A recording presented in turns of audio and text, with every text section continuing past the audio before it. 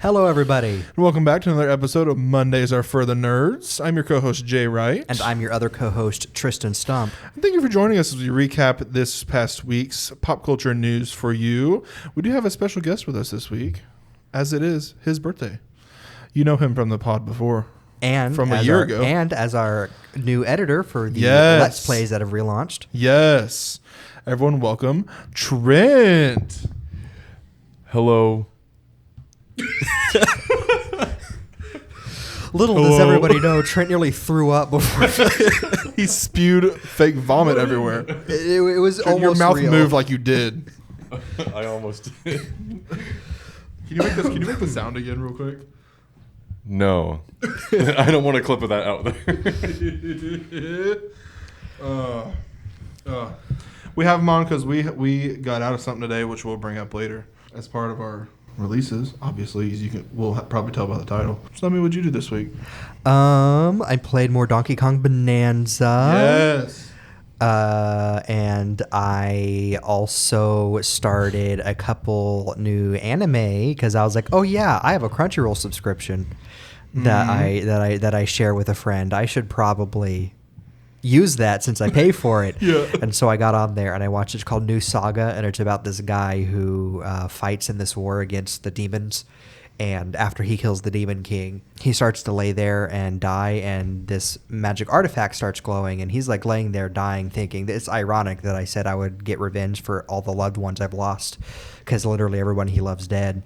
And so he grabs the artifact thinking this is another magic thing we can't let the demons have, and he wakes up 4 years in the past, 3 years before the war starts. Ooh.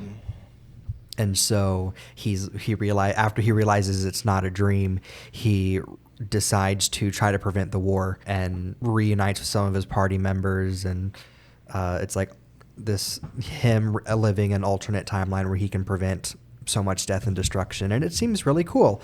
Who knows? For all I know, it's going to end like really dumb where he doesn't end up with like the main girl or something, because anime is really good at being like, look at this romance. You're not going to see it come to fruition. But I started that, and then I continued another one, the one I told you about a long time ago. I finally continued it, of the girl who's a receptionist, but she's also secretly like a really powerful hero, but she doesn't want anyone to know. Is that the one with like the clocking out on time one? Yeah, the clocking out on time one. one. Yeah, I continued that one a little bit, and but yeah, that's basically all I did this week, other than work. And then today. Trent, what'd you do?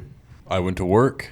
I played Mario Kart World, and I played Donkey Kong Bonanza. Yes, you got a Switch 2, boy. Yeah, we got the last Switch 2 at Walmart. Me and my wife were walking around, and we're like, you know what? What the heck? Let's go check out the video game place, the section. And I asked, is there any Switch 2s left? And there's one left. And I knew it was fate, and I had to get it. So, not looking forward to that credit card statement. But, oh, yeah, no. But, no, we've been loving it. And all jokes aside, we already paid it off. Cool, yeah. Nice, dude. It's like me when I bought that Black Panther bust at Muse. It was like $500. Oh, I forgot about The that. Lego.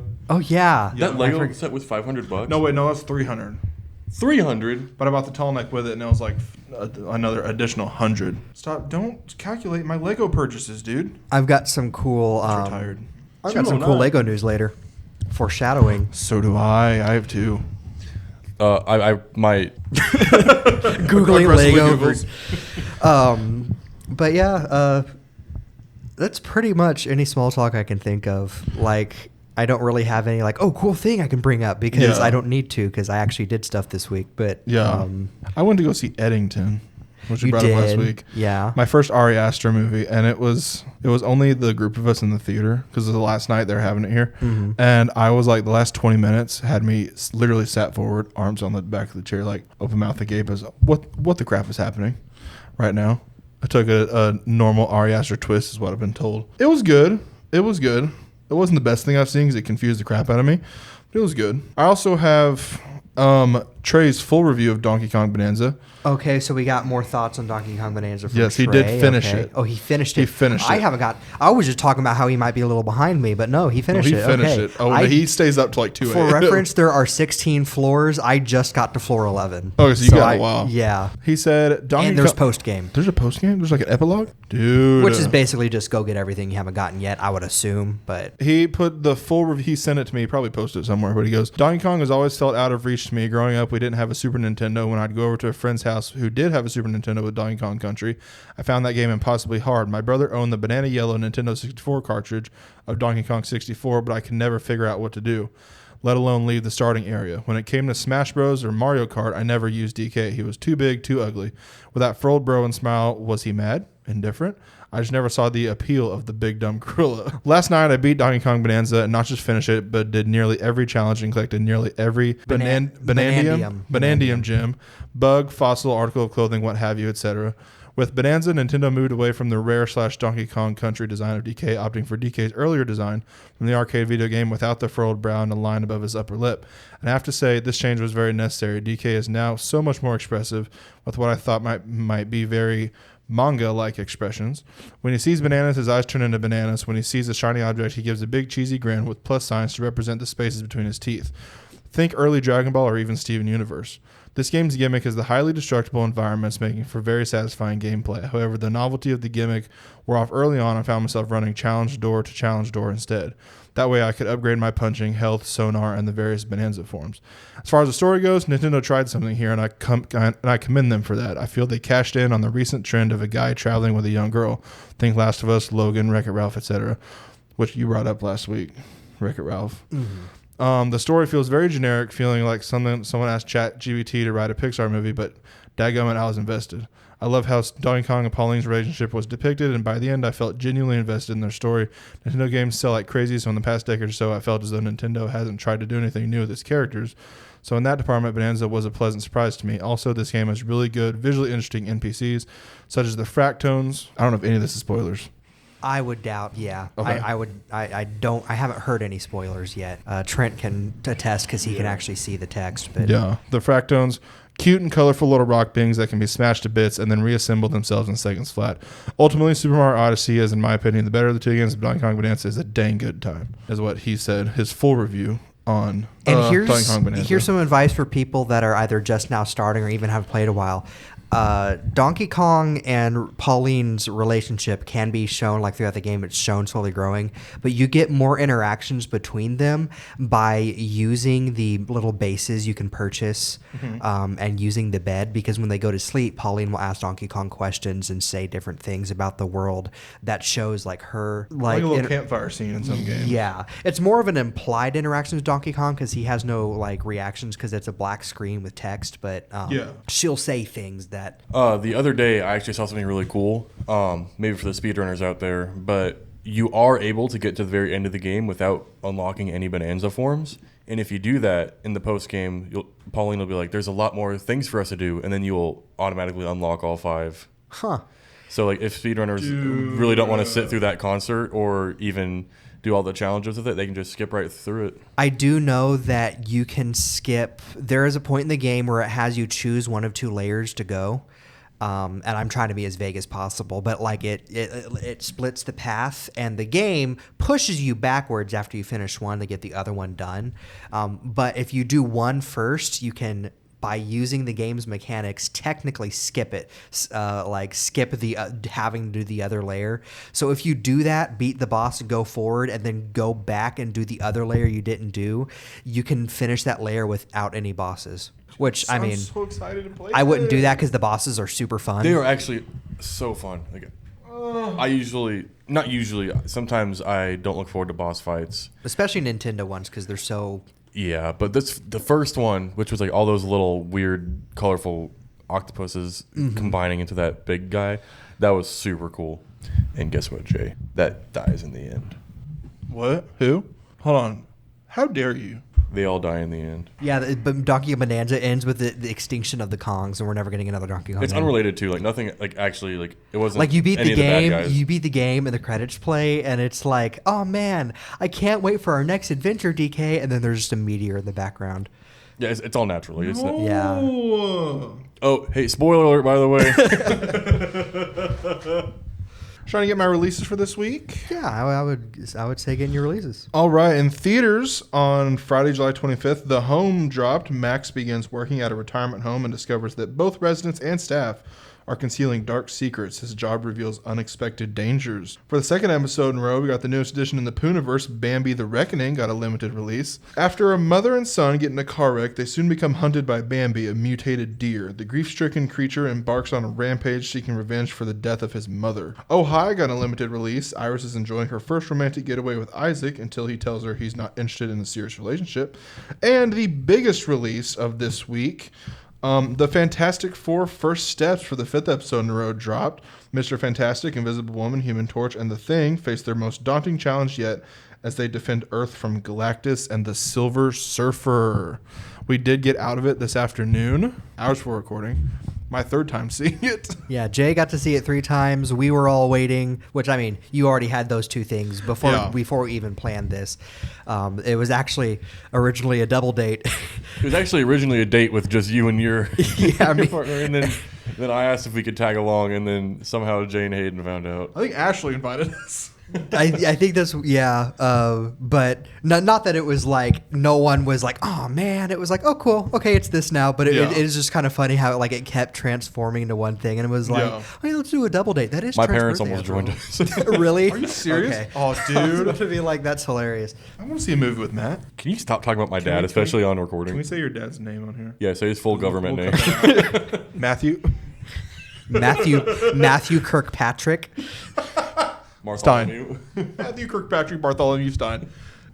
So I'll give my thoughts. I give it a solid 8 out of 10. And the only reason I'm giving it 8 out of 10 is that there are very obviously plot threads they had to cut out for time because they wanted this to be a shorter movie, which I almost felt like they didn't need to do that. They could have kept that stuff in, and I don't think anyone would have complained. It's an hour 55. Yeah, like they could have. I want to say it feels like they maybe shaved 30 minutes off of it. They could have kept that 30 minutes in, and I feel like people wouldn't have complained at all because just a little over 2 hours compared to the 3 hours that we've been getting, it would have been fine. I am a huge Fantastic Four fan. It is, I mean, for one, I could get my history a little wrong here, but Fantastic Four is the reason that Stan Lee stayed in the business and that Marvel is even stuck around because of the comic censorship issues. I think that and Spider-Man. Yeah, that and Spider-Man saved Marvel, and it is sad that this is its 4th movie and 3rd widely released movie in the past, 60, 70 years since it got introduced. And so... Yeah, I know the first one that's officially been released was 2005, I think. And then Fan Four Stick, was 2015. Oh, so 5th. Yeah, I forget Fan Four Stick exists. Lest you forget. And then the new one, 2025, which is really cool because it went 2005 to that is 2015, Yeah, 2025. Every 10 years they Wow. kept trying, yeah. And then before that, it was 94 when they made the first one that was never really meant to come out because... Which the theater we went to actually had a really cool presentation about that. Yeah. Shout out to Alamo Drafthouse.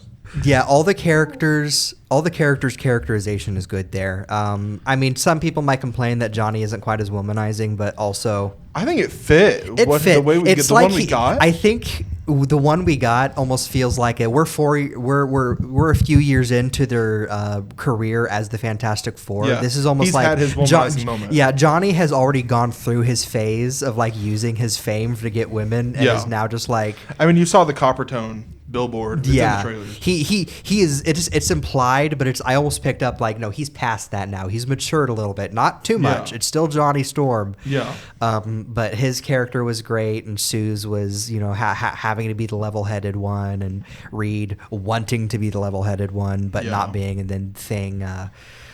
Thing was probably the character that got the most amount of his own story cut out of the movie. So I gave it a 9 for that reason because it felt like everyone got their full arcs throughout, and Ben got he got one throughout, but it was very much more minor. And I'm glad we everyone didn't else. get another Ben learning to accept his form story. That's already happened. Kids love him. Yeah. He's he's already gone through that. So at that point, it's just the plot seemed to be maybe learning to love. Oh, absolutely. And so that would have been a good, but like I said, it's still an 8. Jay gave it a 9. What would you give it, Trent? I'd give it a 4 out of 5. So 8. Thank you. Because Franklin's not a member; he's only a baby. So Yeah, that's not a spoiler because he's in the trailer. yeah, he's in the trailer and he's in the cast. It's not a spoiler, but Yeah, me and Ashley, my wife, went to go see it, and throughout the whole movie, we were looking back, like we were looking at each other, smiling, like how cool stuff is. Like the sound design was awesome. Soundtrack. Like whenever the thing is moving, you can hear like it's like rocks grinding together. It was Yes. awesome. And then this isn't a spoiler, but whenever Galactus like stands up in the ship, like pretty much the whole movement, I thought the theater was shaking. It was awesome. Speaking of which, Thursday night, Galactus gave me actual chills. Whenever you first see his full thing. well, and it's just knowing that most of that was practical that they just amplified with CGI. Yeah. Like Galactus was such a big threat, no pun intended, but like I genuinely thought Earth did not have a chance against Galactus. Like I thought they were gonna have to pull some weird multiversal stuff, but no, the score, I listened to it on the way back, and let me just say, Michael Giacchino, I love everything he does. I love his scores. And have you looked at the actual titles to the scores? I haven't. The score channel. I got it pulled up right here. Some of these are so funny. Pregnancy Testing 1, 2, 3. There's Harold Today, Gone Tomorrow. A Galactus Case of the Munchies, which is his theme. Bowel Before Me, Bowel. Nothing Neutron Under the Sun, The Light Speed of Your Life. Fantastic Voice. My favorite, The Bridges of Silver Surfer County. I like Don't Sue the Baby. Don't Sue the Baby. Yeah. I love the score. Did you see me in the movie? I was like, Oh, Trent and I were talking, like, the scores this year, especially with superhero movies, have been so good. Yes. Like, we got Superman, we got this, Thunderbolts was really good. Thunderbolts got a good score. And then Captain America's was all right, but I almost forget that came out this year. Yeah, same. But, like, and then Same. non-superhero, obviously, How to Train Your Dragon was going to be good anyway, but it was John Powell came back. so good. And then Yeah. there was another movie I watched this year. I was like, that's a really good score, but I can't remember what it is, so I'm going to drop have that. to think. But Just like edit, like post, just like a clip of you saying the movie. Like it sounds so yeah, jaded and stuff. it's something like Lilo and Stitch. Yeah, my favorite movie is Lilo and Stitch.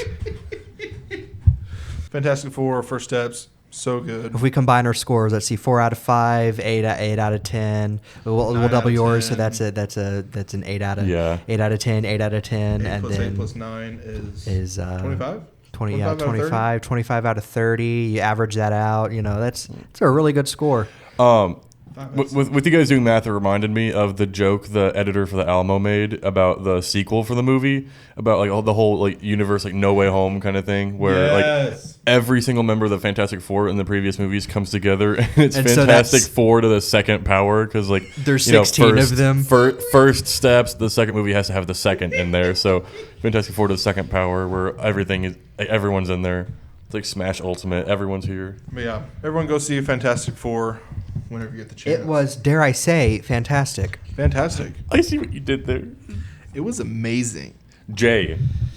No, that you say that about Spider-Man. No, Spider-Man was fantastic. Let me tell you something, man. When this new Avengers comes out, it's going to be so ultimate. It's going to be so new. It's gonna be so Secret Wars. It's going to be all new, all exciting. Oh, man, this new Avengers movie, my score, East Coast. Dude. It's going to be such a brand new day when the new Spider-Man movie comes out. It's gonna No Way Home. No Way Home. Blade. What is it? What was that? The joke in Deadpool and Wolverine. Only ever going to be one Blade. No, not that. It's like whenever he looks into I can break the fourth wall too. The proposal. Or Deadpool and Wolverine proposal. was so proposal. It was, dude. It was. Hugh Jackman is. Can we drop this Central. bit now? Yeah, we could drop this bit now. I'll move on to. We've It's milked it streaming. enough. Happy Gilmore 2 dropped on Netflix on Friday, July 25th. Revisit Happy Gilmore's golf career after his win in the Tour Championship. I did watch it yesterday. It's like a fever dream.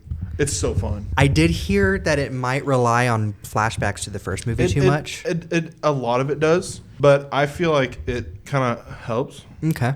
because it's clearly one of the best Adam Sandler things we've gotten in a while. And How it's dare you mess up Uncut Gems? Hobie Halloween like that? Hubie Halloween. Hubie Halloween. I Dude, even called it the wrong I'm thing. Sorry, you're right. I shouldn't have dissed on Hubie Halloween like that. It's so good. Kevin James the Muppet. Piper watched it yesterday, and she told me that there is a cute little Easter egg for Cameron Boyce in the movie. Yeah.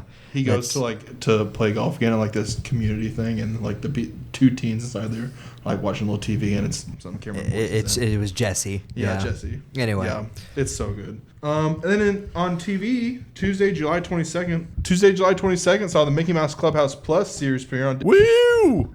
Yeah. It's so funny because I watched the intro and its comparison to the original, and it's just straight up a remaster of the original intro. Which, I mean, they reanimated it. It's not like they just they weren't lazy with it, but it's just funny how like frame for frame it is, where it's like this is like if a Mickey Mouse video game got remade. It's just watching it being like that's. If you are planning on watching this new Mickey Mouse Clubhouse show, you need to watch all of the previous seasons in order to understand what's happening. You got to watch Mickey Mouse Clubhouse. You got to watch Mickey and the Roadster Racers. You got to watch whatever Mickey Mouse thing they put out. Whatever Roadster Racers got Ironically, rebranded to. cool. You have to play Epic Mickey Rebrushed. You do have to play Epic Mickey Rebrushed. Like oddly, that weird part where they decided instead of making it a remake, they just add a boss fight against a glob of ink. It's a rotting Toodles. Oh yeah, you're right. Because he got forgotten and put in the wasteland. Rotting Toodles. Oh my goodness, who knew we'd go off on Mickey Mouse Clubhouse Plus? On Wednesday, July 23rd, saw the season 11 premiere of Who Wants to Be a Millionaire and this revival series premiere of Match Game, both on ABC. This time hosted by Martin Short. I actually watched that. It's good. Yeah. I love Martin Short so much. Washington Black got a limited series premiere on Hulu. Acapulco season 4 premiere on Apple TV Plus. South Park season 27 premiere on Comedy Central. And on Thursday, July 24th, The Sandman season 2B dropped on Netflix. And Stumpy, did you know what else was this week besides Comic-Con? Trent's birthday? Yes, besides that. Happy birthday, Trent. Happy birthday, Trent. I said that at the beginning. I said, what was your birthday? Anyway, Shark Week. Oh, okay. I thought so because earlier in the week we were like on streaming service and HBO had like a shark section. We were like, why is there? It must be Shark Week. It's Shark Week. Okay. It's Shark Week. I have the schedule. So you remember some of the classic ones from last year, some of the absurd ones. I'll run through some of these this year. They're not as absurd. I feel like Sunday, July 20th saw Dancing with Sharks, followed by Air Jaws, The Hunt for Colossus, and then followed by Great White Assassins.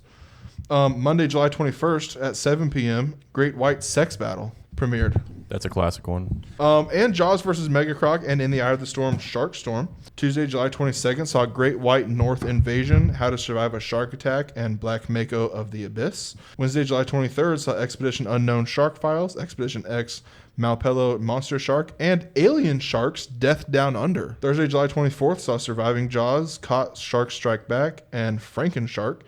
Friday, July 25th saw Great White Reign of Terror, Florida's Death Beach, and Bull Shark Showdown. And Saturday, July 26th saw Attack of the Devil Shark and Battle for Shark Mountain. I wonder how many of these are like actually like somewhat info shows and some are just like Sharknado stuff. That is all my releases for this week. That's all your releases? That's all my releases for this week. Well, I got some releases this week. July 21st saw the release of Descenders Next on PC and Xbox from developer Rage Squid and publisher No More Robots. Grab your board and master the mountain. Descenders Next is the ultimate extreme sports game with sprawling snowy peaks, winding dirt tracks, and tons of parks to conquer. Will you and your friends become the next ultimate Descenders? Kickin' Hell on PC from Firefoot Studio. Kick, climb, fall, rage, rise to the top and take on Satan, or fall like the rest. Beware, there is no mercy in hell. The King is Watching, released on PC from developer Hypnohead and publisher Tiny Build. The King is Watching is a roguelite kingdom builder. Rule by the power of your royal gaze. Decide between producing resources, training armies, or balancing both while adapting to unique events every run. An Abiotic Factor, released on PC, Xbox, and PlayStation from developer Deep Field Games and publisher PlayStack. Abiotic Factor is a survival crafting experience for 1 to 6 players set in the depths of an underground research facility, caught between paranormal containment failure, a military crusade, and chaos from a dozen realms. The world's greatest minds must survive against the universe's biggest threats. On July 22nd, Hop Drop, released on PC from Goon Squad. Bounce across rooftops and flying cars on high-velocity jumping stilts as the Hot Organ Express Birdman Courier. Dash through the Neon City, deliver organs, and beat the clock in this high-speed rooftop runner. Gorilla vs. 100 Men, released on PC from Grodd Games. You know what's really funny about the Gorilla name of that Grodd? development? Yeah. Can one gorilla beat 100 men? Step in, start swinging, and find out. Play as a gorilla in a chaotic ragdoll brawler where you punch, pummel, and try to survive. Go for 100 or push yourself in unlimited mode and see how long you last. Do I hear a let's play? I'm hearing one. Ludo, released on PC, Xbox, and PlayStation from Broken Birds Games. Ludo is a psychological horror experience where you take on the role of someone unable to leave their home. Every attempt to escape will lead you deeper into the unknown where nothing is as it seems, and everything will test your senses. Do I hear let's play? Yes. Did you even hear anything I said about that I heard game? senses. Sorry, Trent distracted me. A lot more work. It was a horror Trent, game. we have to make sacrifices. Hey, I did say that I want to play the new Night at the Museum one. And we are playing. We'll probably play the Five Nights at Freddy's this Yes. October. Or we'll have them ready for release by October. Miscellaneous, or I think it's just MISC. It's like the shortening of miscellaneous. So I don't know what the MISC actual period. title is. Yeah. So MISC, A Tiny Tale, released on Switch and will release July 31st on PC from Tinyware Games. Meet Buddy and Bag Boy, two tiny robots with big hearts and an even bigger mission: spreading joy. After a mysterious explosion rains golden cogs and trash from the sky, it's their job to collect, clean, and help each village while uncovering the secret behind the blast. Monument Valley 3, released on all major platforms from Us2 Games, set sail for a world-changing adventure as you guide Newer in their new quest through a series of mind-bending illusions and atmospheric puzzles. Can you unlock the secrets of the mysterious world and the meaning behind the sacred light? Resident Blade, released on PC from Wise Wombat Games. The world is in ruins, the dark synths reign. Only the Resonant Blade, a weapon that channels sound into destruction, can turn the tide. Slash, dash, and shatter your enemies in this dystopian sci-fi action adventure. And Wildgate, released on PC, Xbox, and PlayStation from developer Moonshot Games and publisher Dreamhaven. Wildgate is a PvP multiplayer shooter that blends tactical ship-to-ship combat with fast-paced first-person action. Evade deadly environmental hazards, search for powerful weapons and ship upgrades, and be the first crew to escape the artifact or the last crew left flying. On July 23rd, And Roger, released on PC and Switch from developer Teary Head and publisher Kodansha. It was a morning like all others until she realized her dad wasn't home. In his place, a stranger who speaks nonsense and insists she take her medicine. Who is he, and where is Dad? Animal Shelter 2, released on PC from Games Incubator. Welcome back to the heartwarming world of Animal Shelter 2. Provide a loving home for every four-legged friend in need. Play with them, pet them, even dress them up. Get to know them and find them a loving family. Play with your friends and manage your shelter together in co-op. Cards and Towers, released on PC from developer Family Devs and publisher NDIO, a roguelike deck builder fused with real-time tower defense. Craft your deck, protect your base, slay endless enemies, and survive as long as you can. Wheel World, released on PC, Xbox, and PlayStation from developer Meshoff and publisher Annapurna. Dive into Wheel World as Cat, a rider chosen by ancient cycling spirits. Race elite teams, trick out your bike, and perform the long-overdue Great Shift ritual to save a universe on the brink. Your bike is your destiny. WWE 2K25 was ported to Switch. Nice. Biggest release of the week. July 24th, Clutch Time Basketball Deck Builder on PC from Big Osor. Build your perfect deck and become a champion. Diner Bros 2, released on PC from JFL Games. The Diner Bros are back with the same hectic cooking and serving and now customization of your bustling restaurant. Serve quirky customers, earn cash to buy equipment, and discover new recipes in Diner Bros 2. Team up for 4-player local cooperative fun. No friends, higher servers. End Zone 2, released on PC from developer Gently Mad Studios and publisher Assemble Entertainment. End Zone 2 is a post-apocalyptic survival colony builder where you embark to secure humanity's survival after a cataclysmic disaster. Discover and repopulate the last habitable grounds while the survival of your people hinges on your wits, foresight, and resilience in a harsh, unforgiving world. Hotel Galactic entered early access on PC from Ancient Forge. Hotel Galactic combines cozy management with a heartfelt tale. Build and decorate your dream tourist gateway, aid Gustav in his search for redemption, and explore a nostalgic world where bonds with creatures and serene gardens sustain a thriving colony. Let Them Trade, released on PC from developer Space Lower and publisher Bite Rockers Games. Build a network of cities that produce and trade resources. Upgrade your castle, protect the cities from cheeky bandits, tinker with the economy at your own pace, and watch the charming wooden world world grow into a lively and thriving kingdom. Mini Painter, released on PC from Tilt Station, a cozy isometric desktop game about a tiny artisan who paints miniatures. Don't press him too hard. Don't let him slack off either. Super Mario Party Jamboree plus Jamboree TV, released on Switch 2. It is marketed as a Switch 2 enhanced version of Mario Party Jamboree, but unfortunately, only the new modes are enhanced for Switch 2. The original Mario Party Jamboree content doesn't use the updated models, doesn't use the new frame rate, or allow you to use the new modes mixed in. You have Jamboree mode and Jamboree TV mode, which is only the new content, which is really weird because all their other Switch 2 editions have been really good, like the Zelda and Tears of the Kingdom isn't new content, so it being a free, or not free, it was free if you have a subscription, but like a $10 upgrade, that's pretty good. Kirby has a whole new story mode, and then this one is just new modes that you can't cross-play with the other ones. It's weird. The Great Villainous Strategy of Lily on PC from 1or8 and Alliance Art. The Great Villainous Strategy of Lily is a turn-based strategy game framed for murdering the Emperor Villainous Scarlet and Lily. Fights the Empire as the first streamers in history. Capture every enemy and turn them into allies for a happy ending, or execute everyone and become the Demon Queen. Wu Chang Fallen Feathers, released on PC, Xbox, and PlayStation from developer Lean Z and publisher 505 Interactive. Wu Chang Fallen Feathers is a Souls-like action RPG set in the land of Shu during the dark and tumultuous late Ming Dynasty, plagued with warring factions and a mysterious illness spawning monstrous creatures. July 25th, and then this is the last day we have releases. I did not realize I had this many until I got done writing them all down. Heroes and Dice, released on PC from Elite Gorgon Games. Roll your dice and take action. Lead 2 heroes and possibly a companion as you face diverse enemies and challenging bosses in dangerous dungeons. Progress through levels to unlock new unique heroes. No Sleep for Kaname Date from AI The Somnium Files on PC, Switch, and Switch 2 from Spike Chunsoft.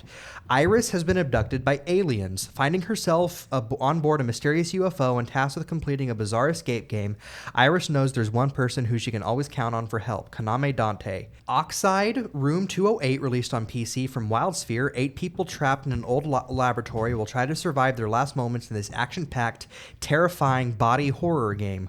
Oxide Room 208 challenges you to face your fears in a dark and twisted environment where the boundary between flesh and insanity blur.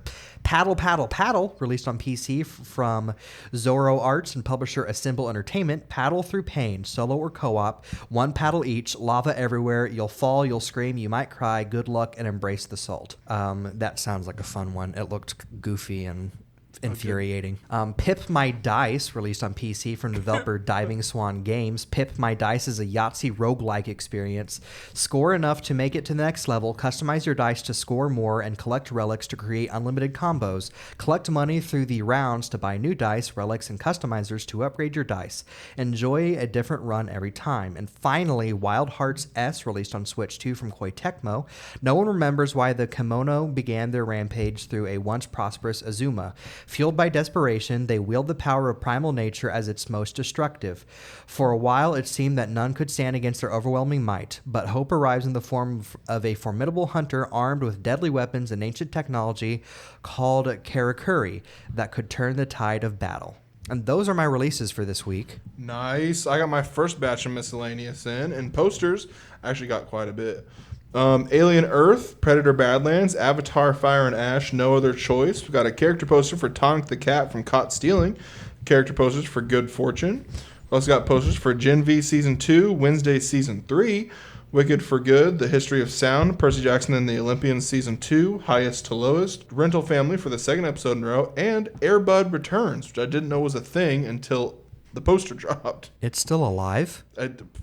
Ironically, it's the same dog. That's my thing. If it's Air Bud Returns and it's somehow the same dog, and they're just not like they're just ignoring the fact that it's been like 20 something years since the last one. It's like Deadpool Wolverine whenever he's like, until you're 80.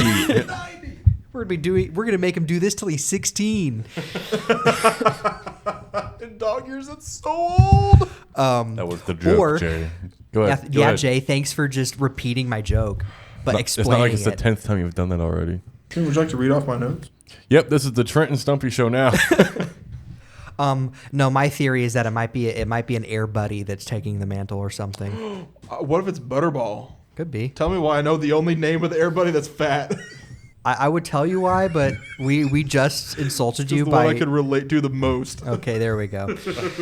Ooh, self-burn. That's a rare one. Not really. Not from Jay. Not from Jay, no. Self-deprecation is Jay's lifeblood. It is. That and fart jokes. And self-defecation.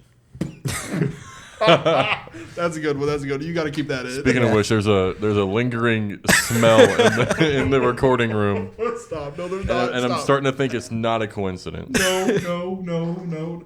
In trailers, we got a trailer for Predator Badlands releasing November 7th in theaters. A trailer for Keeper releasing November 14th in theaters.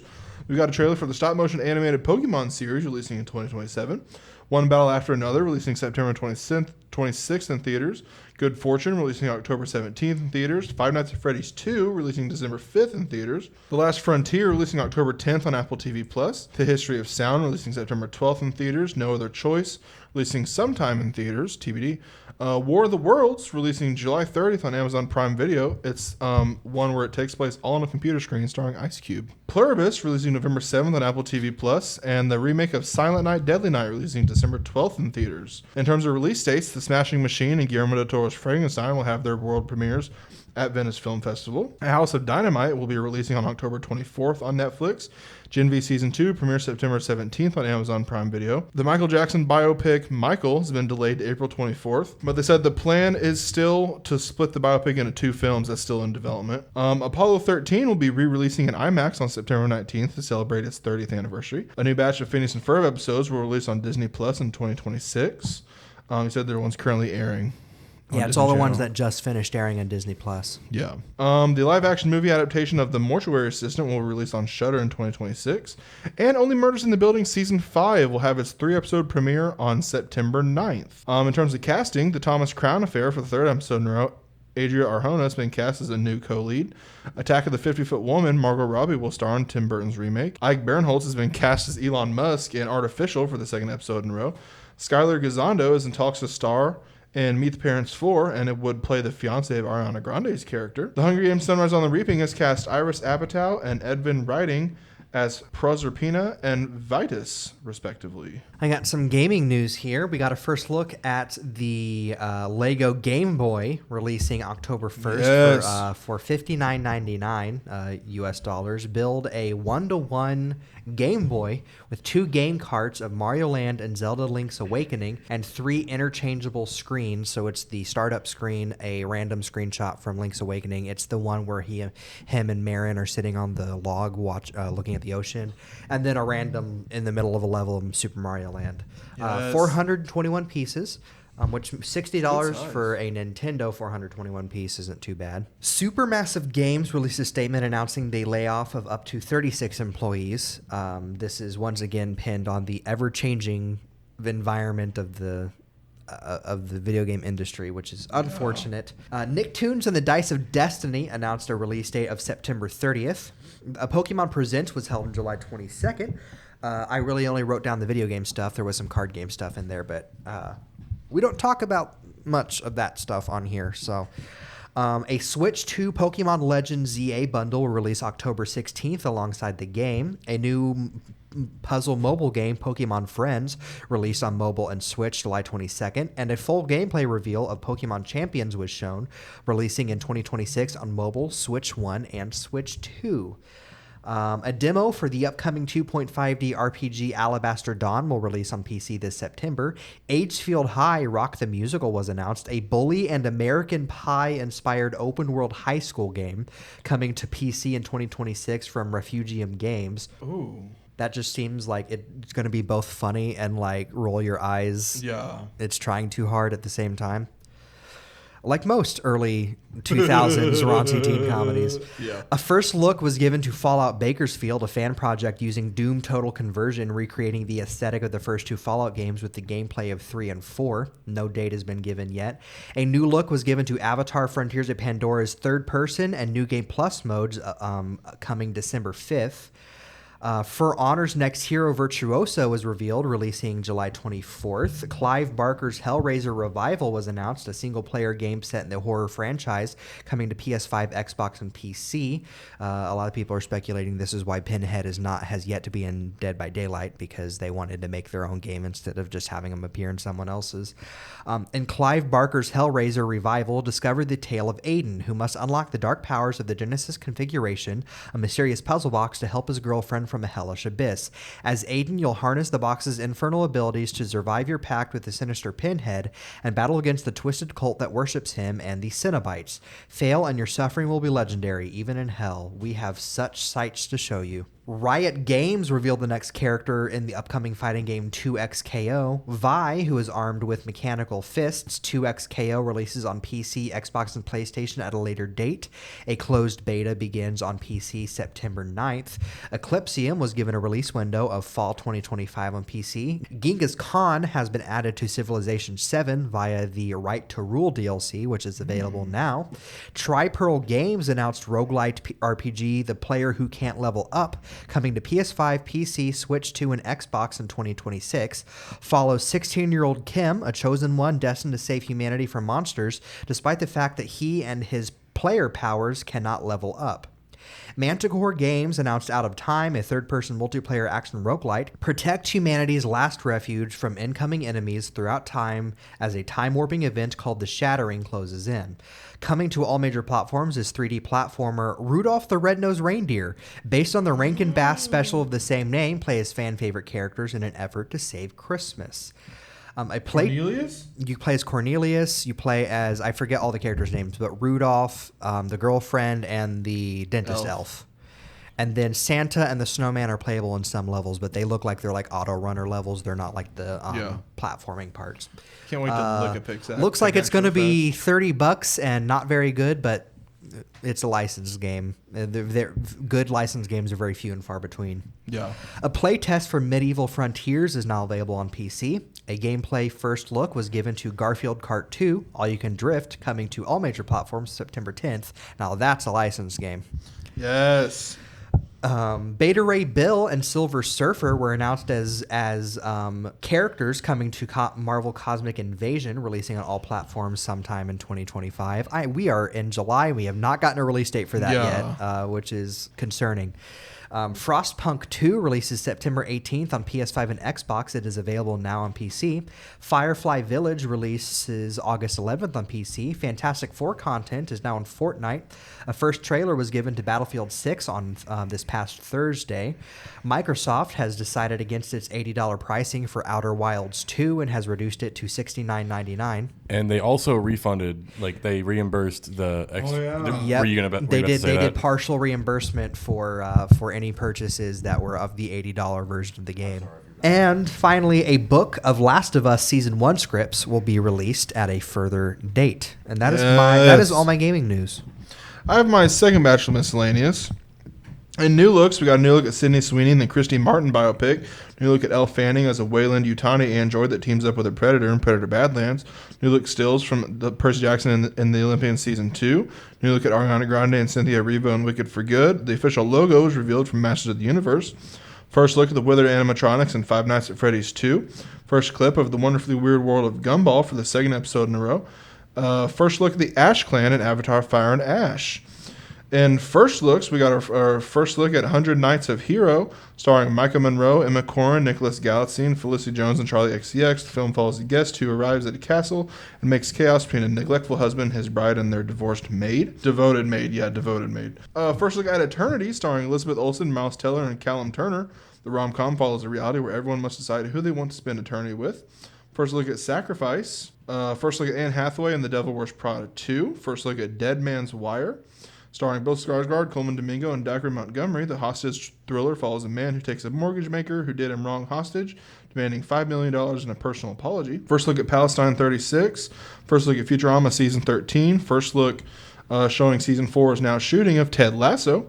First look at Father, Mother, Sister, Brother. First look at House of Dynamite, Paradise Season 2, In the Hand of Dante. First look at Sam Reed in Interview with the Vampire Season 3. First look at Mads Mikkelsen and Dust Bunny. The film follows a girl who ropes her neighbor into coming up with a scheme to kill the monster under the bed. First look at Bob Odenkirk in Normal. First look at Paul Giamatti as the villain in Star Trek Starfleet Academy. First look at Rhea Seehorn in Pluribus. The series follows the most miserable person on Earth who must save the world from happiness.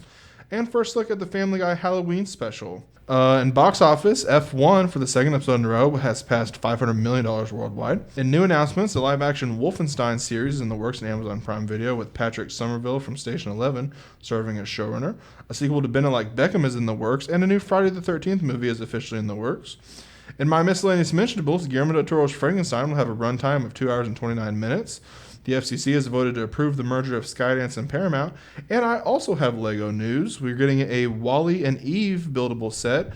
It'll be 811 pieces, retailing for $69.99 and releasing in September of this year. And we're getting an Emerald City wall art set from Wicked. It'll be 1,518 pieces, retailing for $159.99, releasing September 1st. And including minifigures of Elphaba, Glinda, Scarecrow, Tin Man, Cowardly Lion, Dorothy, and Toto.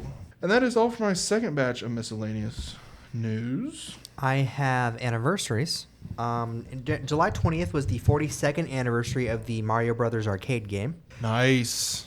July 21st was the 25th anniversary of What Lies Beneath, the 30th anniversary of Castlevania Dracula X on Super Nintendo, the 25th anniversary of Mario Tennis on Nintendo 64, the 20th anniversary of Mario Superstar Baseball on GameCube, and the 15th anniversary of Limbo on Xbox 360. Nice. July 22nd was the 10th anniversary of the Smosh movie. Oh, dude. They would like us to forget it, but I never will. We never will. It was also the 10th anniversary of Sharknado 3. Oh, hell no. The 35th anniversary of Metal Gear 2 Solid Snake. And July 23rd was the 15th anniversary of Ramona and Beezus. And the 10th anniversary of Five Nights at Freddy's 4.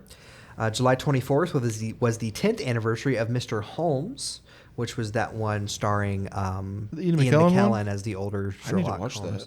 July 25th was the 45th anniversary of Caddyshack and the 30th anniversary of King of Fighters 95. And July 26th was the 25th anniversary of Thomas and the Magical Railroad, which was a Thomas the Train Engine VHS movie I had and is wore out. Like, if you had got a VHS player out now, you could not watch my copy because I watched it to death. As well as the 90th anniversary of Curly Top and the 40th anniversary of National Lampoon's European Vacation. Dude, we never give enough love to Thomas the Tank Engine. Percy? Especially now that the franchise seems like it's in limbo because of various things going on with the people that own the rights and rail yards and all that, and the creator dying and everything. It's like it seems like since its last show ended like earlier this year or something. It's like in a weird spot I saw where like everyone's like, oh, we don't know what's going on. In lieu of this week in pop culture, I do have news from San Diego Comic-Con 2025 was this weekend. I do have up to when we started recording. If anything drops, I'll throw it into the next episode, as we usually do. On Thursday, July 24th, we had panels for Percy Jackson and the Olympians Season 2, which premiered a release date of December 10th on Disney+. The first trailer was released, and it was revealed that Levi Chrysopoulos and Olive Abercrombie have been cast as Nico and Bianca D'Angelo, respectively, for Season 3. We also got our first look at Daniel Dimer as Tyson. The Legend of Aang, The Last Airbender will release on October 9th, 2026, and will have a unique animation style, saying, quote, "There's nothing that looks like this. It's 2D animation with these really beautiful deep canvas environments. It's going to blow you away." And also got our first look at Avatar 7 Havens. Will consist of 26 half-hour episodes over 2 seasons. Follows earthbending twins after a world-shattering disaster where one discovers she's the new Avatar after Korra. Got our first look at Dinosaurus in Invincible Season 4 for the second episode in a row, which will be voiced by Matthew Rhys. And Robert Kirkman confirmed Season 4 will release before the end of 2026. We got some sneak peeks at Twisted Metal Season 2. Rob Reiner arrived on stage as mockumentary filmmaker Marty DiBergi to reveal the first trailer for Spinal Tap 2 The End Continues, which was later released in public, and revealed that it releases on September 12th. Five Nights at Freddy's 2, the trailer was released earlier in the day, but Matthew Lillard appeared via video and revealed that Skeet Ulrich has teased his yet-to-be-revealed character. So we got a Scream reunion in the cast. New clips was released of The Strangers Chapter 2. The Legend of Vox Machina has been renewed for a 5th and final season. And as well as that, The Mighty Nine, we got our first look. And guest actors confirmed to be Robbie Daymond, Raul Coley, Alawi Cravallo, Ming-Na Wen, Anika Noni Rose, Alan Cumming, Jonathan Frakes, Mark Strong, and Tim McGraw. Yeah, Tim McGraw's the one where I was reading all Yeah. these, like Alan Cumming, that's cool. Jonathan Frakes, that's definitely a voice you want in your D&D. Mark Strong, awesome. Mark Strong, awesome. Robbie Damon, he's a player on the show as well, Yeah. like on the critical role. So, Yeah. that's cool that he's going to be guest starring in this show as well. And then stinking Tim McGraw. I was like, what the crap? Be like next season, like, and Reba McEntire and Willie Nelson. I had a release on here. I didn't get the release date down. November 19th. Premiering November 19th. We got a new clip of The Toxic Avenger. Got our first look image shown in Maul Shadow Warrior. And our first look at Edge Bridger in Ahsoka Season 2. On Friday, July 25th, we got the Outlander panel. The season trailer was released. And it will premiere in early 2026 on Starz. And we also got some news on Outlander Blood of My Blood. The spinoff has a 2-episode premiere on August 8th. The Walking Dead Daryl Dixon, we got our Season 3 trailer was shown and released, ending with it revealed it will end with Season 4. President Curtis was announced. Rick and Morty spinoff is in development with Keith David returning to star. It will also feature Jim Rash as a half-leprechaun and Stephanie Beatriz as his chief of staff. We got our first episode was shown of Alien Earth, and the creator revealed it will feature creatures brand new to the franchise. Got our first 22 minutes were shown of The Long Walk, as well as a new trailer was shown and later released. Gen V, we got our first trailer shown and later released, and it features Ethan Slater and Starlight are joining the cast. The Boys Season 5, a sneak peek was shown, which featured the first look at Jared Padalecki and Misha Collins on screen together. The Boys team reunited at some abandoned houses, and Seth Rogen also appears. Predator Badlands, the first 15 minutes was shown, and a post-credit scene featuring Arnold Schwarzenegger and Danny Glover was revealed to have been added to Predator Killer of Killers later that night. And a new poster was released. And Tron Ares, for the second episode in a row, 2 clips were shown, including one featuring Jared Leto doing an Akira slide on a light cycle. And the music video of Nine Inch Nails' As Alive as You Need Me to Be was shown to close out the panel. On today, Saturday, July 26th, Coyote vs. Acme kicked off in Hall H. Finally got some news on that. We got a new poster was released. The opening scene was shown, which features Wile E. Coyote looking at blueprints of ways he's been hurt in the past, all set to Johnny Cash's Hurt. Which is hilarious. It was revealed that Bugs Bunny will appear. New images were released, and they got a release date of August 28th, 2026. So awesome. Dude, next August. John Cena is a lawyer with Foghorn Leghorn. He's choking out Tweety Bird. He's choking Tweety Bird. Yeah, with one hand. With one hand. With one hand. Like squeezing him. John and they Cena. all referred to Warner Brothers in the panel as Acme. Yeah. Star Trek Strange New Worlds will eventually show Kirk's first day on the job. Starfleet Academy, we got the first trailer was released. Project Hail Mary, the first 5 minutes were shown, as well as additional clips, and it is revealed that Daniel Pemberton from a Spider-Man Across the Spider-Verse will compose the score. And Peacemaker, James Gunn says Season 2 takes place a month after Superman. The first full trailer was shown and released. New clips were shown. James Gunn said Season 2 has his favorite soundtrack ever, including an Ozzy Osbourne needle drop.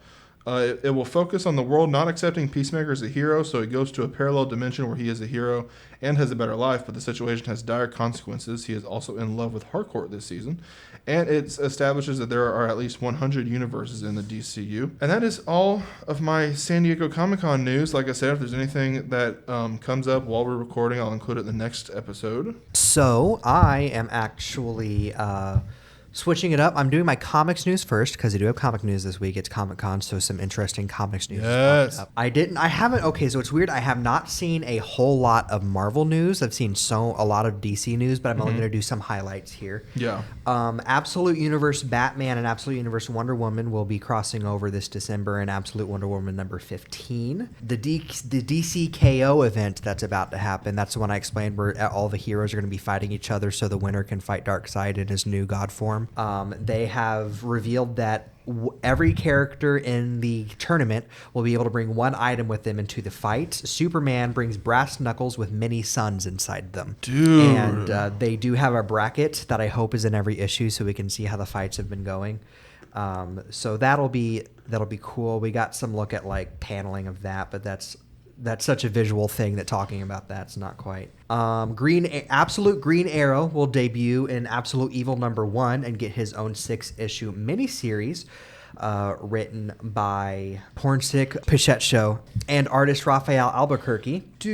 I'm kind of scrolling through here. Shout out to DCU Updates as my source for a lot of this DC news. Superboy Prime is returning to the DC universe, and the writer of, for those who don't know, Superboy Prime is like a fourth wall breaking anti-hero, mostly villain in the DC universe, and the writer announces he is a huge fan of Absolute DC Universe, which is a universe in universe that is created by Darkseid in his new form, and everything is built upon tragedy. So he's loving that all these DC heroes he hates have a harder time. DC Compact Comics will be releasing in 2026, or more DC Compact Comics will be releasing in 2026. We got Supergirl, Woman of Tomorrow, Batman Gotham by Gaslight, Batman White Knight, and Batman The Dark Knight Returns. And the Marvel and DC crossover, the Batman Deadpool crossover, we got some more variant covers. We have one of Thing fighting, I think it's Barda. And then we got one that's parodying the old Infinity War comic cover where all the different shines off and it's Deadpool with the Infinity comic, and then, or with the Infinity Gauntlet, and then all the different sections are various Marvel and DC characters. Yes. And we got a confirmation that some more crossover stories that are going to be in the comic, which is making me think this isn't just like a one-issue thing. This is going to be like a graphic novel or thick, or I hope so, because if they're only doing a couple pages with all these stories, it's going to be a little disappointing. But Frank Miller is doing an Old Man Logan and Dark Knight Rises Batman crossover. Dude. Green Lantern and Rocket Raccoon will be receiving a crossover from Al Ewing. Crossover. So these are the list of all the confirmed crossovers. Daredevil and Green Arrow will be meeting each other. Captain America and Wonder Woman will be meeting each other. Jeff the Land Shark and Crypto the Superdog will be meeting each other. Rocket Raccoon and Green Lantern, and Old Man Logan and Batman, and of course the main story being Deadpool and Batman. A lot of updates on various currently running series. Lois Lane will be introduced in Batman Second Night, which is a sequel to a noir, basically Batman Noir. Yeah. They're doing a sequel to that with Lois Lane being introduced. They're also doing a story called Immortal Legends Batman, in which Gotham is a planet, and Batman is having to fix the biggest mistake he's ever made. And then a couple more comics news I have that aren't DC related. Marvel has announced Alien vs. Captain America, a 4-issue miniseries written by Frank Thierry and Stefano Raphael. Ultimate Spider-Man will be ending its 2-year run in December, and a Supernatural comic series set between seasons 1 and 2 will release this October from Dynamite Comics, written by Greg Pak and artist Eder Messias. Very rare that we don't get a DC or Marvel comic news on here. And in anime news, the English dubs of the following anime got release dates. Rascal Does Not Dream of Santa Claus releases July 26th. Lord of Mysteries releases July 25th. I Was Reincarnated as the Seventh Prince, So I Can Take My Time Perfecting My Magical Ability. Season 2 released July 23rd. Did you just have the same reaction Trent or Jay does? No synopsis needed, dude. I'm used to it now. So many of these have these really long. I really wonder what the show's about. I have no idea. It could be about anything. It's like the vending machine one where it's like... Reincarnated as a vending machine. I now wonder the dungeon depths. It's the whole title. Is the whole title.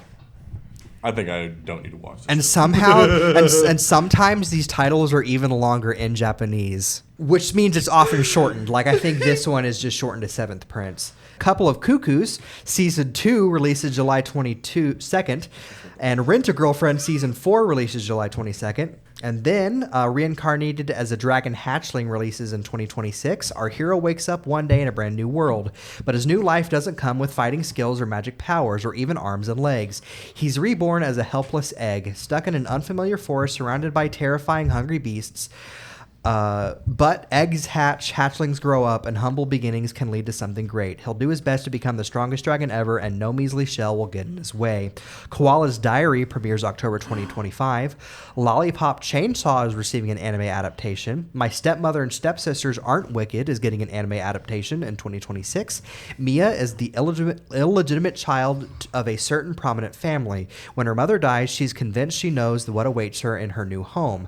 A life of servitude and misery at the hands of her wicked stepmother and stepsisters. Yet when she finally meets the women she expects to treat her like dirt, they actually end up being ... And then The Detective is Already Dead Season 2 premieres in 2026, and My Awkward Senpai releases in October 2025. In my comics news, on the DC side, and for Superman for the 14th episode in a row, earned $57.3 million in its second domestic opening weekend, which is just a 54% drop. It passed $400 million worldwide and is expected to pass $500 million by tomorrow. As of the time this episode drops, would have been yesterday. The full history of Metahuman's mural has been revealed, and we got a new look at Eddie Gathegi and David Cornsweet behind the scenes. The Wonder Woman movie, for the second episode in a row, Anna Noguera is writing the script. She wrote the script for Supergirl and is currently writing the Teen Titans movie script. Clayface, Naomi Ackie, is the top choice to play the female lead, and they said it will officially follow an actor whose face is disfigured by a gangster and, as a last resort, turns to a fringe scientist for help. The experiment is successful at first, but things quickly turn horrific. The Booster Gold series is progressing at HBO with David Jenkins from Our Flag Means Death writing the pilot, and he will serve as showrunner should it be picked up for a full series. Gorilla Grodd will reportedly appear in the Jimmy Olsen spinoff series, which I saw that and I was like, whoa. Aztec Batman Clash of the Empires got a first trailer, and it will release on digital on September 19th. We got a new poster for Peacemaker Season 2. DC has filed a new trademark for Mr. Terrific. And James Gunn confirms Black Adam and Shazam Fury of the Gods are not DCU canon, despite cameos from John Akamos and Amelia Harcourt. On the Marvel side, the Fantastic Four First Steps for the fifth episode in a row, as we previously mentioned, released on July 25th. We got a new look at The Thing shaving his beard. New look at Silver Surfer. It earned $24.4 million in domestic previews, which is the biggest box office preview number of 2025, and earned $57 million in the film's domestic opening day, which is the second biggest domestic opening day of 2025, and it was more than the entire domestic theatrical run of Fan Four Stick. It's tracking to open with $190 to $210 million worldwide, and Matt Shakman says there will be no director's cut. Avengers Doomsday, the Fantastic Four cast are halfway through filming, and Chris Hemsworth will reportedly be the second lead. For Avengers Secret Wars, Kevin Feige says it is planned to, quote, reset singular timelines, end quote, and reboot the MCU. That was that the current MCU plan is 7 years long. Spider-Man Brand New Day, Kevin Feige confirms Jon Bernthal will return as the Punisher, and he says it is a street-level story, saying, quote, him being by himself, dedicated to saving the city, and dealing with, for lack of better terms, street-level crime as opposed to world-ending events, and filming begins on August 1st. The X-Men movie, Kevin Feige says Jake Schreier, who directed Thunderbolts, is officially signed on to direct and that the script is underway. Eyes of Wakanda now releases 3 weeks earlier on August 1st. The Punisher special, for the second episode in a row, Jason R. Moore will return as Curtis Hoyle. And Kevin Feige said a lot of things in some various interviews at the beginning of the week. He said they're not allowed to bring Miles Morales into the MCU yet. They've been told to keep their hands off of him. He also said there's been 4 versions of Blade, and they finally decided on a take set in modern day, saying, quote, we didn't just want to put a leather outfit on him and have him start killing vampires. Okay, just make it already. Yeah, exactly.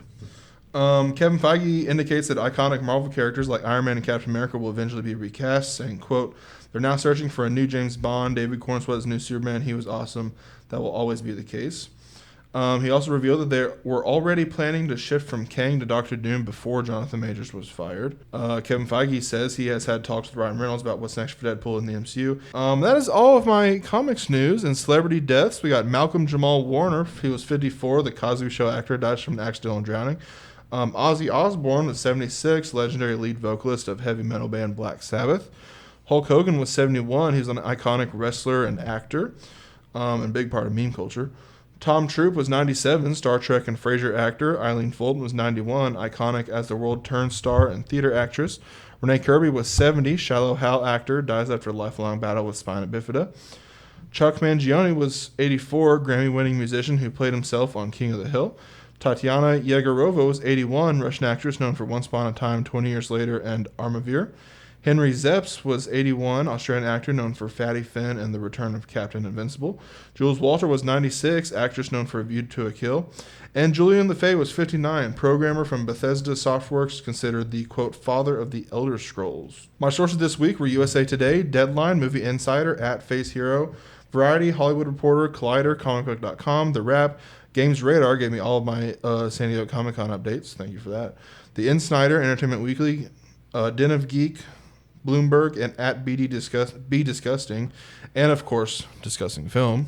I want to thank my sources this week, IGN, Discussing Film, Crunchyroll, DCU Updates, and the official sites and socials of the studios and projects mentioned today. And now for us to finish the July tier list, Trent is going to help us with it. He doesn't know what the title is yet. It is ranking movie comic book villains, DC and Marvel, based on how well they will be able to sell Girl Scout cookies door to door. So these last 6, we have Phantasm from Batman Mask of the Phantasm. From Batman Mask of the Phantasm? Yeah, we were just Trent and I were talking about this the other day. So I'm trying to think about how much we want to stretch this, because Phantasm himself isn't selling any Girl Scout cookies. Yeah. But the person behind Phantasm's mask, whose name I'm forgetting, but Batman's girlfriend, spoiler alert for a 30-year-old Batman movie. How dare she could probably sell, she's probably like A tier, but then Phantasm himself is D tier. So do you want to put him in like the middle? Yeah, what do you think, Trent? I'm okay with that. Putting that in the middle? Yeah. B. Where amongst B? We have Helmet, Zemo, Kang, and then Magneto. Yeah, at the last. Last? Yeah.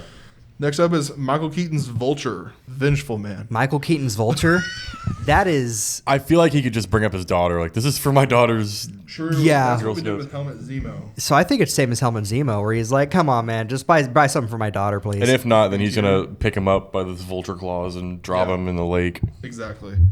We put him above Helmet Zemo. Spot from across the Spider-Verse. Spot's not going to sell anything. No. He's going to accidentally warp it to the Lego dimension, and then...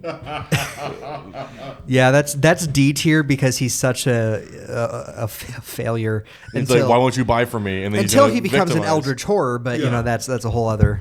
Are we going to put him like bottom of the list? Because we have General Zod, Joker, High Evolutionary, and Danny DeVito's Penguin. I definitely think he can sell better than General Zod. Like, if he has a chance, it's better than General Zod. Thanos.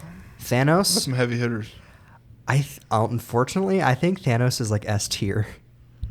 S tier? If we're talking MCU Thanos, he is weirdly able to like get away with a lot of what he does because he used the Mind Stone and convinced them that they're... Oh, true. Yeah, S tier because he got the Mind Stone. Reality, S tier. Loki? Above Loki. Loki would be the same thing. Yeah, anyway. okay, yeah, they're about the same. Yeah, Loki and Thanos are about the same. Ultron? I think Ultron would... If they have time, Ultron would convince them.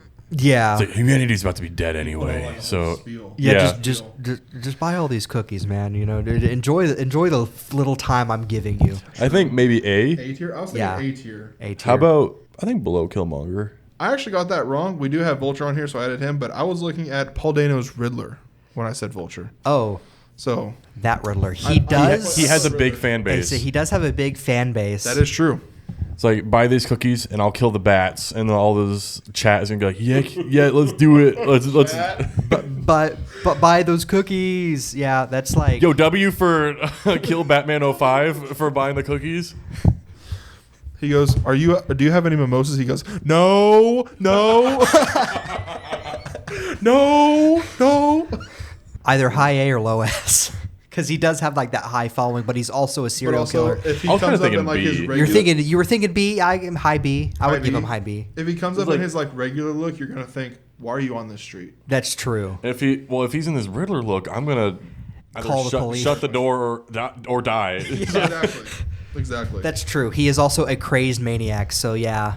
I'm not gonna put him as high like above Helmet Zemo and Vulture. They can use their daughters, like we That's said. true. They are very normal seeming men when they aren't being, where this is the other way around, where when he's not being his weird self, everyone else is like, get away from me. Yeah. So, what do you think about before or after Kang? Before or after Magneto? Because that's the other. I think Magneto would do better than he would. Yeah, so put him. Magneto, yeah, there we go. Magneto and Phantasm? Sure, yeah. All right, and that is our July tier list. To recap, we have, in order, in the S tier, Thanos, Loki, Nicholas Holtz, Lex Luthor, and Dr. Octopus.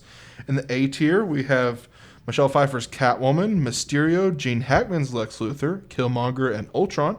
In B tier, we have Vulture, Helmet Zemo, Kang, Magneto, Paul Dano's Riddler, and Phantasm.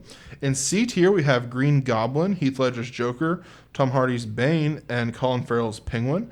And in D tier, we have Spot, General Zod, Jack Nicholson's Joker, High Evolutionary, and Danny DeVito's Penguin. And that is our July tier list. We will not be having an episode next week. We're busy this next weekend. But we'll be back.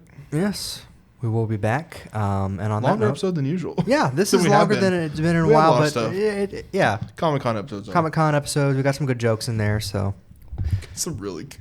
So we will see you all next time. Be sure to like, comment, subscribe, do all those interactive things. Follow the podcast on most social medias at Mondays for Nerds. Follow me, Tristan Stump, on most social medias at Sir Stumpslot or Sir Stumpslot17. Follow me on most social medias at PolarPanda001 or Chris M. Pratt Fan. Trent, where can they find you?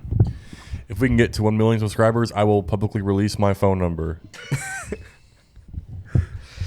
Legally, that's a joke. Well. Yeah. To all you hear three that? of you listening out there, legally, that's a joke. All three or four. I will release my phone number and get a new phone number. He will release his old one. But thank you for joining us. We'll see y'all next time. Yeah, we'll see y'all next time. Bye. Bye. Bye.